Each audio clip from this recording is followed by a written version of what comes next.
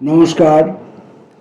গতকাল থেকে আমরা একটা দীর্ঘ বিরতির পর অশোক মিত্রের আপিলা চাপিলার পড়াশোনা ফের শুরু করেছি। কালকে 16তম পর্বটি শেষ করেছি, আজকে 17-এ পা দেব। কলকাতায় বামপন্থী আন্দোলনের ক্রমশ সবল থেকে সবলতম হয়ে ওঠা সিপিআইএমের ব্যূহ গঠন অব্যাহত। প্রতিদিন রাজপথে জনপথে শ্রমজীবী মানুষ, সরকারি সদাগরি কর্মচারীদের অকুতোভয় মিছিল, লেখক ও শিল্পী সংঘ ফের নতুন উদ্যমে চঞ্চল। সমপরিমাণ বেশি আলোড়ন উৎপল দত্ত ও তাঁর লিটল থিয়েটার গ্রুপকে ঘিরে। উৎপল অঙ্গার ও ফেরারি ফৌজ পেরিয়ে তিতাস একটি নদীর নাম উপন্যাসকে নাটকে রূপান্তরিত করেছেন। নাটক নিয়ে তাঁর পরীক্ষায় অন্তহীন আগ্রহ। প্রসেনিয়াম থেকে একটি সরু লম্বা পাটাতন বের করে প্রেক্ষাগৃহকে দ্বিখণ্ডিত করে চমক সৃষ্টির রচনায় আপাতত তিনি মগ্ন। এই প্রয়াসের একটি প্রায় দার্শনিক ব্যাখ্যা নিয়েও তিনি প্রস্তুত। সেই সঙ্গে তাপস সেনের আলোর জাদু, তিতাস একটি নদীর নাম এ অভিনয় করতে বিজন ভট্টাচার্যকে ধরে পড়ে উৎপল দত্ত নিয়ে এসেছেন। নির্মলেন্দু চৌধুরীকেও গানের জোয়ারে ভাসিয়ে দিতে। তবে কলকাতার দর্শক বড় বেশি শহরমন্যতা রোগ জীর্ণ। তিতাস একটি নদীর নাম পছন্দ করলেন না। পরোয়া নেই, উৎপলের অদম্য উৎসাহ। 2 মাসের মধ্যেই কল্লোল নাটকের পাণ্ডুলিপি তৈরি। এই নাটকের বক্তব্যের সঙ্গে কলকাতার মধ্যবিত্ত নাগরিক মানসিকতার অদ্ভুত সাযুজ্য ঘটল। প্রধান চরিত্রে শেখর চট্টোপাধ্যায়, খলনায়ক ইংরেজ নৌসেনাধ্যক্ষ উৎপল নিজে। নাটকে মহিমাময়ী মাতার ভূমিকায় শোভা সেনের ধাঁধা লাগানো অভিনয়। বিদ্রোহী রেইটিংদের অন্যতম চরিত্রে নির্মল ঘোষের স্বচ্ছন্দ কলানৈপুণ্য এখনও চোখের সামনে ভাসছে। উৎপলের সাহসের তো অবধি নেই। তাপস সেনের সঙ্গে পরামর্শ করে কোথা থেকে এক তরুণ মঞ্চস্থপতিকে জোগাড় করে আনা হলো। লিটল থিয়েটার গ্রুপের সাবেক মঞ্চসজ্জা নির্দেশক নির্মল গুহ রায় কোনো বৃত্তি নিয়ে তখন ফরাসি দেশে। এরা 3 জন, উৎপল, তাপস সেন, সুরেশ দত্ত, একটা গোটা খাইবার জাহাজের প্রতিরূপ মঞ্চে উপস্থাপন করিলেন। বিদ্রোহের মুহূর্তে মঞ্চের আধো অন্ধকারে বিদ্যুৎ ক্ষেপণের পরিসঙ্গে লাল ঝান্ডার আস্তে আস্তে উপরে উঠে যাওয়া, সেই মুহূর্তে আন্তর্জাতিক সঙ্গীতের অনির্বাচনীয় মূর্ছনা। দর্শককুল ঠিক যেন বুঝতে পারছিলেন না তারা নাটক দেখছেন নাকি বিপ্লবের সক্রিয় দোসর হচ্ছেন। প্রেক্ষাগৃহ জুড়ে করধ্বনি, হর্ষধ্বনি, এমনকি লাল ঝান্ডাকে অভিবাদন জানিয়ে স্তুতিনাদ, সব কিছুর একসঙ্গে মিশে যাওয়া। ভিড় ভেঙে পড়ছে। মিনার্ভা থিয়েটারের বাইরে ভোর থেকে লম্বা লাইন। গ্রাম থেকে, মফস্বল থেকে নাট্যমোদীরা আসছেন। টিকিট সংগ্রহ করতে না পেরে আদর্শবাদীরা হতাশ হয়ে ফিরে যাচ্ছেন, ফের আসছেন। অবশেষে মনস্থির করে 2 কি 3 সপ্তাহ বাদে কোনো অভিনয় তারিখের টিকিট কেটে বিদায় নিয়েছেন। বাইরের কলরোল, মিনার্ভা প্রেক্ষাগৃহের অভ্যন্তরে লাল ঝান্ডার আস্ফালন পরস্পরের সঙ্গে যুক্ত হয়ে অবশ্যম্ভাবী আশু বিপ্লবের নান্দিমুখ ঘোষণা করছে যেন। শাসককুল চিন্তান্বিত। উৎপল দত্তের বাড়াবাড়ি সিপিআইএমকে বাড়তি মদত দিচ্ছে দিনের পর দিন। বামপন্থী কমিউনিস্টদের সঙ্গে সলা পরামর্শ করে যে লিটল থিয়েটার গ্রুপ এসব ফিচকেমি করছে, তাদের কাছে অন্তত সন্দেহের অবকাশ নেই।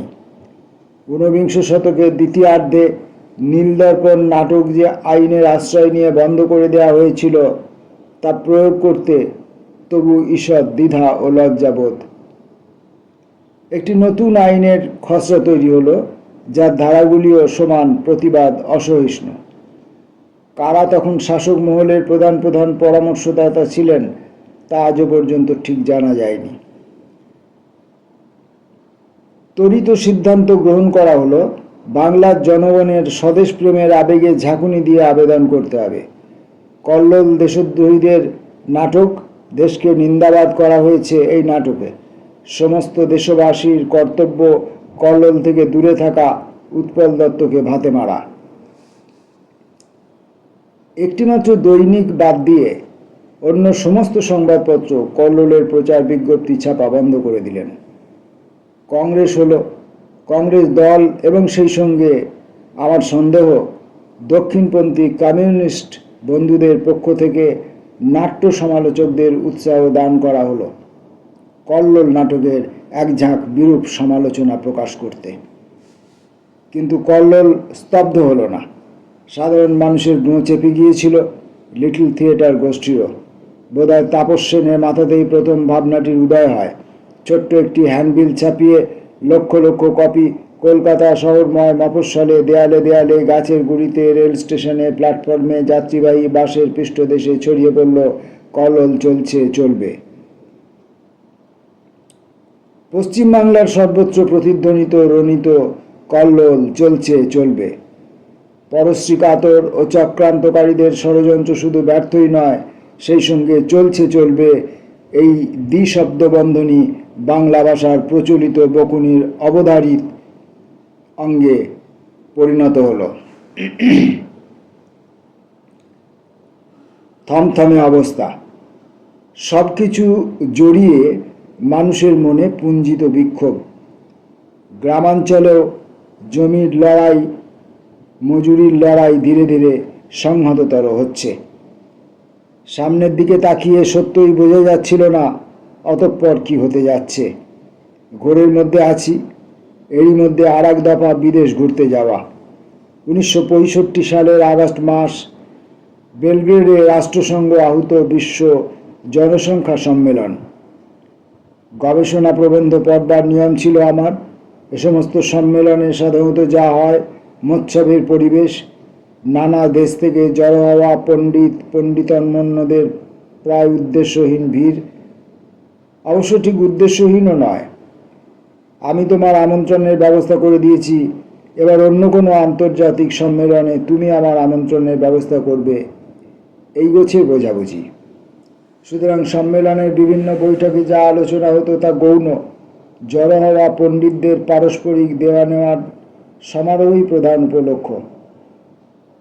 ওয়াশিংটনে আমার এক প্রাক্তন ছাত্র, যুগোস্লাভিয়ার জাতীয় বিনিয়োগ ব্যাংকে সর্বোচ্চ পদে সমাসীন, সে হাঙ্গেরির সীমান্তবর্তী এক বনে আমাদের কয়েকজনকে সপ্তাহান্ত কাটাবার ব্যবস্থা করল। নির্জন নিভৃত বন, চমৎকার থাকবার জায়গা। সকাল থেকে মধ্যরাত্রি পর্যন্ত প্রহরের পর প্রহর জুড়ে পানাহারের আয়োজন। আমার বারবার মনে পড়ছিল বিষ্ণুবাবুর ব্যঙ্গ শানিত উক্তি, আর্কেডিয়া কি বুঝবে তাই। সম্মেলনের ঢক্কানিনাদ সহকারে সমাপ্তি ঘোষণা। আমি আর আমার এক মার্কিন বন্ধুর একটি গাড়ি ভাড়া করে যুগোস্লাভিয়া থেকে দেশের পর দেশ পেরিয়ে আমস্টারডাম পর্যন্ত ঘুরতে ঘুরতে পৌঁছনো। দুজনে পালা করে গাড়ি চালাচ্ছি, যেখানে খুশি থামছি, জাদুঘর দেখছি, চিত্রশালা দেখছি, রাত্রি যাপন করছি। মিউনিক কিংবা স্টুটগার্টে অর্কেস্ট্রা শুনছি, অটোবানের মসৃণ সুখবিলাস। দিন দশেক বাদে আমস্টারডামে গাড়ি জমা দিয়ে বন্ধুটি আমেরিকার প্লেনে চাপল। ফ্রান্সের ব্রিটানিয়া অঞ্চলে খটোমটো কি একটা অর্থনৈতিক বিষয় নিয়ে বিশেষজ্ঞ বৈঠকে আমার যোগ দেওয়ার পালা এবার। সেই বৈঠক শেষে আগের থেকেই খুরশিদকে জানানো ছিল প্যারিস থেকে প্লেনে চেপে করাচি পৌঁছে কয়েকটা দিন ওদের সঙ্গে কাটাবো। খুরশিদ সদ্য বিবাহিতা, তার নতুন পাতা সংসারের আমেজে স্নিগ্ধ হব, মনে এরকম ইচ্ছা। ভোরবেলা করাচিতে বিমানবন্দর থেকে নেমে সব কিছু যেন একটা অন্যরকম লাগলো। আমার টিকিটে, পাসপোর্টের ভিসায় কোনো গোলমাল নেই। পরীক্ষার এপার থেকে দেখতে পাচ্ছি ওপারে খুরশিদের স্বামী হায়দার ভাই আমার জন্য অপেক্ষমান। তবু অভিবাসন কর্মচারী ও পুলিশ প্রহরীদের কি যেন বলতে গিয়ে থেমে যাওয়া। মিনিট 15-20 বাদে পাসপোর্টে সিলমোহর পড়ল, তা আমাকে প্রত্যার্পণ করা হলো। পরীক্ষার ওপারে গেলাম, মালপত্র শুদ্ধ। হায়দার ভাইয়ের সঙ্গে গাড়িতে উঠলাম। হাওয়াই আড্ডা থেকে নিষ্ক্রমণ, চওড়া মসৃণ পথ। গাড়িতে যেতে যেতে হায়দার ভাই রহস্যটি ভাঙলেন। আগের রাতে ভারত পাকিস্তান যুদ্ধ শুরু হয়ে গেছে। সীমান্ত পেরিয়ে ভারতীয় বাহিনী এদিকে ঢুকেছে। সীমান্তের অন্য কোনো অংশে পাকিস্তান বাহিনী ভারতে ঢুকেছে। অনেক বলে কয়ে ওরা প্লেন থেকে নামবার মুহূর্তে আমাকে যাতে আটক করা না হয় সে ব্যবস্থা করেছেন। এখন যে করেই হোক আমাকে ভারতবর্ষে ফেরত পাঠাতে হবে। জল্পনা করতে করতে খুরশিদদের বাড়িতে পৌঁছালাম। অভ্যর্থনার উচ্ছ্বাসে রসতা নেই, তাহলেও দুশ্চিন্তার একটা কালো ছায়া সকলেরই চোখে মুখে। আমাকে আশ্বস্ত করা হলো চিন্তার কোনো কারণ নেই। খুরশিদের ছোট বোনের স্বামী পাকিস্তানের খোদ আইনমন্ত্রী, তিনি লেগে আছেন, একটা ব্যবস্থা হবেই। রাত 12টা নাগাদ KLM-এর একটি বিমান নামছে। করাচি থেকে ফের উড়ে সেটা মুম্বাই যাবে। আমাকে সেই বিমানে তুলে দেওয়ার জন্য পাকিস্তান সরকারের সর্বোচ্চ মোহরে কলকাঠি নাড়া হচ্ছে। আমি নিরুদ্বিগ্ন। দায়িত্ব তো আমার নয়, যাদের অতিথি তাদের। সুতরাং আবহাওয়া হালকা করতে প্রয়াসী হলাম। দিনভর সবাইকে নিয়ে কৌতুকে মেতে থাকা, খুরশিদের বাবা মাকে তাদের বাড়িতে গিয়ে সশ্রদ্ধ নমস্কার জানিয়ে আসা। বিকেল 4টা নাগাদ খবর পাওয়া গেল মুশকিল আসান ওই বিমানে আমার যাওয়ার অনুমতি মিলেছে। রাত 10:30টায় অন্যদের কাছে বিদায় নিয়ে হাওয়াই আড্ডায় প্রত্যাবর্তন, সঙ্গে খুরশিদ ও হায়দার ভাই। রাত 12:30 নাগাদ অন্য যাত্রীরা উঠবার আগে আমাকে এক জঙ্গি অফিসার বিমানে বসিয়ে দিয়ে শুভেচ্ছা জ্ঞাপন করে বিদায় নিলেন। ইতিমধ্যে ভারত পাকিস্তান যুদ্ধ আরও জমে উঠেছে। মুম্বাই পৌঁছে ট্যাক্সি নিয়ে সোজা চার্চিল চেম্বার্স, শচীনদার ফ্ল্যাটে। ওই ফ্ল্যাটে তো তিথি মেনেই কেউই কোনোদিন যায় না, সুতরাং আমিও নিশ্চিন্ত, নিরুদ্বিগ্ন। পৌঁছে দেখি শচীনদা বিছানার উপর বসে আছেন। আমাকে দেখে যেন একটু কুণ্ঠিত। তার সেই গেটওয়ে অফ ইন্ডিয়া কাঁপানো উচ্চকণ্ঠ হাসি অনির্গত। কয়েক মুহূর্ত পদে জানতে পারলাম 20 আগে শচীনদার গুরুতর হৃদরোগের প্রকোপ দেখা দিয়েছে। কোনো ক্রমে সামলে নিয়েছেন। এখন বেশ কয়েক সপ্তাহ সম্পূর্ণ বিশ্রামে থাকতে হবে। সব রকম আড্ডা বরবাদ। শচীনদার কোনটার কারণও সেটা। চিকিৎসকদের নির্দেশ অমান্য করতে ঠিক সাহস পাচ্ছেন না, অথচ আমি মুম্বাইতে চার্চিল চেম্বার্সে। কিন্তু আড্ডার প্রসঙ্গ উজ্জ্ব, এ তো অভাবনীয় পরিস্থিতি। যাই হোক, 3-4 দিন ওর সঙ্গে কাটিয়ে ওকে যথাসম্ভব কথা বলতে না দিয়ে আমার দিক থেকে এক পেশে কথা চালিয়ে অতঃপর কলকাতায় ফেরা। কলকাতায় পৌঁছে আবিষ্কার করলাম থমথমে ভাব আদৌ কমেনি। পাকিস্তানের সঙ্গে যুদ্ধ হেতু আরও বেড়েছে। নতুন করে রাজনৈতিক নেতাকর্মীদের ধরপাকড় শুরু হয়েছে। ভারত পাকিস্তান সম্পর্ক নিয়ে দেশ হিতৈষীর শারদ সংখ্যায় উৎপল দত্ত কি একটা প্রবন্ধ বেরিয়েছে, তা ছুতো করে উৎপলকে জেলে পড়া হয়েছে। যদিও আসল কারণটি স্পষ্ট, উৎপলবিহীন কল্লোলের অভিনয় নিজে থেকেই আসা বন্ধ হয়ে যাবে। তবে মাত্র কয়েক বছরে সমাজের মেজাজ আদ্যপান্ত পাল্টে গেছে। যুদ্ধের ভণিতা লোকমানসে কোনোই দাগ কাটতে পারছে না। বরঞ্চ উৎপল ও অন্যান্য বেশ কয়েকজনকে গ্রেপ্তারের মধ্য দিয়ে সরকারের বুজরুগি যেন সাধারণ মানুষের কাছে স্পষ্টতর। উৎপলের সঙ্গে জোছন দস্তিদারকেও ধরে নিয়ে যাওয়া হয়েছে। সমস্ত নাট্যগোষ্ঠী এক কাট্টা। 144 দ্বারা পরোয়া না করে প্রতিদিন প্রতিবাদ মিছিল বেরোচ্ছে। নাট্যশিল্পী ও কর্মীদের মিছিলের সঙ্গে সর্বস্তরের নাগরিকদের প্রতিবাদী পদধ্বনিও একসঙ্গে রণিত। লিটল থিয়েটার গ্রুপের একদা সম্পাদক বাউন্ডুলে মার্ক্সবাদী বিপ্লবের জন্য লোকপরিবাদ সবসময় দুপায়ে গিয়ে থাকা রবি সেনগুপ্তের সঙ্গে সৌহার্দ্য ঘনতর হলো। প্রায় প্রতি সন্ধ্যাতেই শোভা সেন, তাপস সেন, রবি সেনগুপ্ত ও অন্যান্য সলা পরামর্শ, উৎপল ও অন্যান্য বন্দীদের মুক্তির দাবি জানিয়ে বিবৃতির খসড়া তৈরি। এর ওর তার কাছ থেকে সই সংগ্রহ।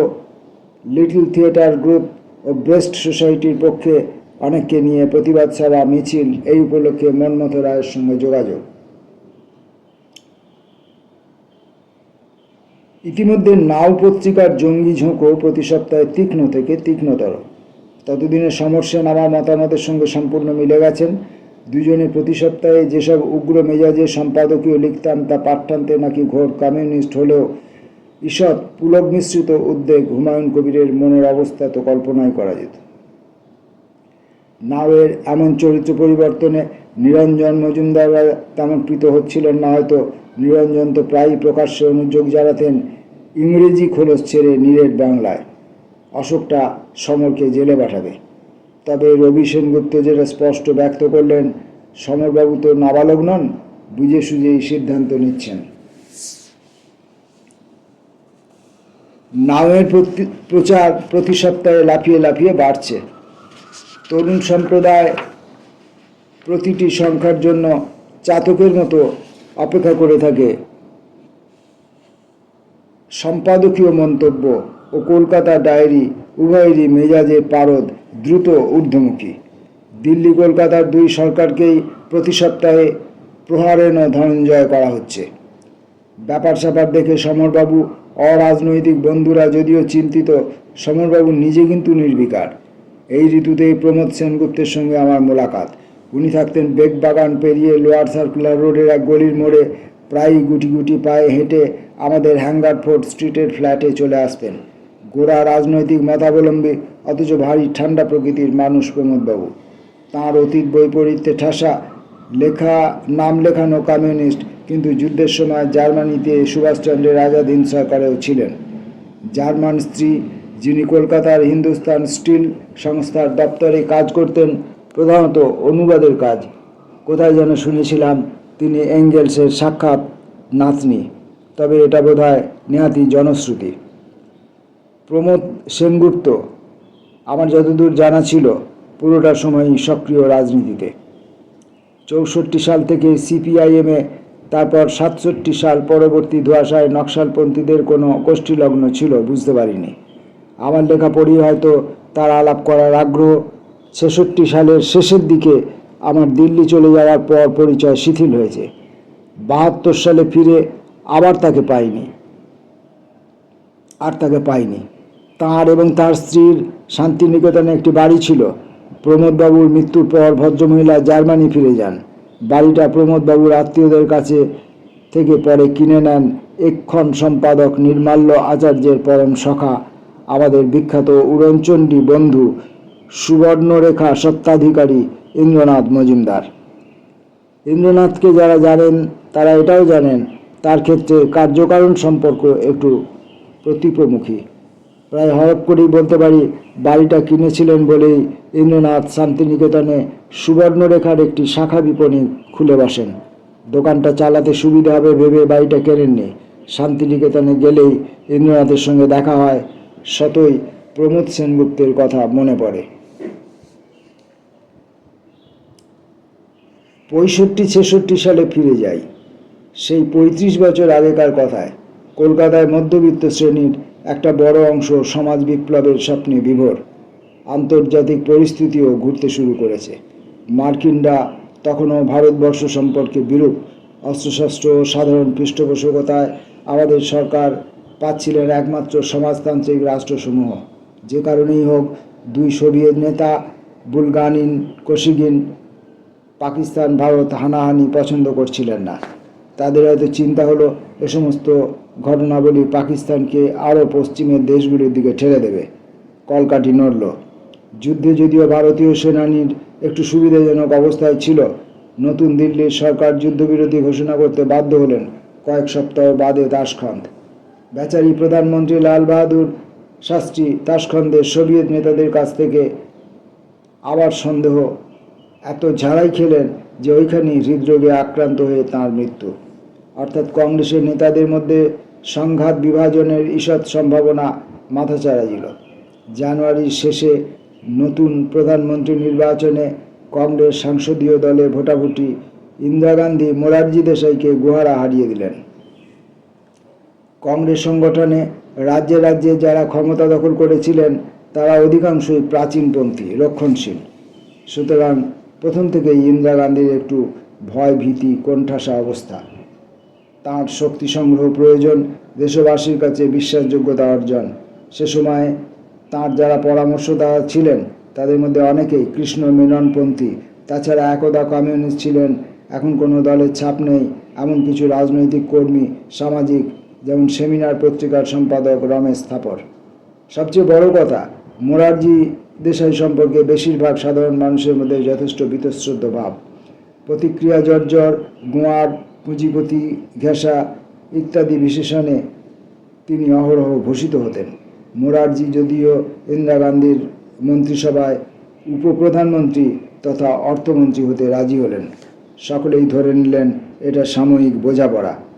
গুজরাটি ভদ্রলোক সুযোগ খুঁজছেন, পরিস্থিতি কখন মোড় ফেরে তখন ঝোঁক বুঝে কোপ মারবেন।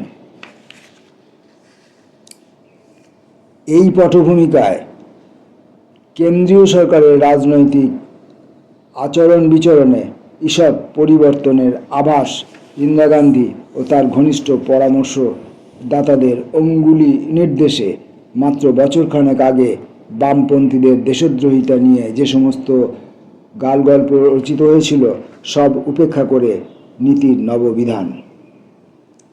1966 সালের এপ্রিল মাস থেকে দেশ জুড়ে বামপন্থী কমিউনিস্টরা মুক্তি পেতে শুরু করলেন। ওই সময়েই কেরলে যে বিধানসভা নির্বাচন হয়েছিল, ইএমের শুদ্ধ অধিকাংশ সিপিআইএম নেতৃবৃন্দ হয় কারারুদ্ধ নয় আত্মগোপন করে থাকা। তা সত্ত্বেও দল রাজ্যের অবিসংবাদী প্রধান শক্তি হিসেবে আত্মপ্রকাশ করল। বন্দী নেতা ও কর্মীরা তারপর থেকে একটু একটু করে মুক্ত হলেন।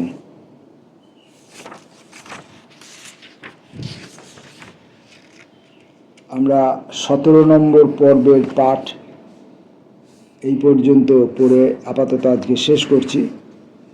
পরবর্তী অংশ পরের ভিডিওয়। নমস্কার।